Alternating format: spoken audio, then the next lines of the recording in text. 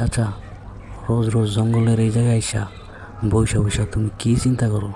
প্রতিদিনই দেখি বৈশা বৈশা জানি কি চিন্তা করো। ভাতিজা, ভাবতাছি অতীতের কথা। অতীতে কি ছিলাম আর এখন কি হয়েছি, তাই নিয়ে একটু চিন্তা করতেছি।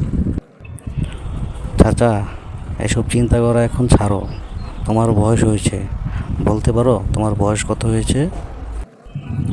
বয়সের কথা ঠিক মনে নাই, তো এইটা মনে আছে তোর বাবার যেদিন জন্ম হয়েছে সেই দিন আমিও জন্মাইছি, বুঝছো ভাতিজা? ও, আঙ্গ বাবা আর তুমি একসাথে জন্মাইছো, তাই তো ভালোই। তবে চাচা, আমার বাপের তো অনেক কিছুই আছে, তোমার কি আছে?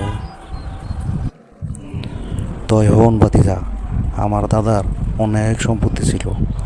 সকালের নাস্তা খাইয়া বাইরে দৌড়াইতে থাকলে দুপুরের খাওয়ানোর সময় হয়ে যেত, তাও দাদার জায়গা ফুরাইতো না।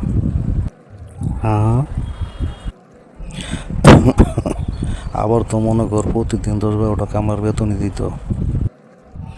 কও কি, তাইলে এত তা সম্পত্তি এখন তুমি কই? এগুলা কি হয়েছে চাচা? আরে ভাতিজা, আর বলিস না। আমার দাদাই তো খুব দয়ালু আছিল, তাই যাই চাইতো আর এই দিয়া দিত, তাই এখন দিতে দিতে আঙ্গ সব শেষ, বুঝছস ভাতিজা? ঠিকই কইছো চাচা, আগের দিলের মানুষ সহজ সরল আছিল, তাই যে যা চাইতো তাই দিয়া দিত। কি আর করবা চাচা, কষ্ট করে আমার।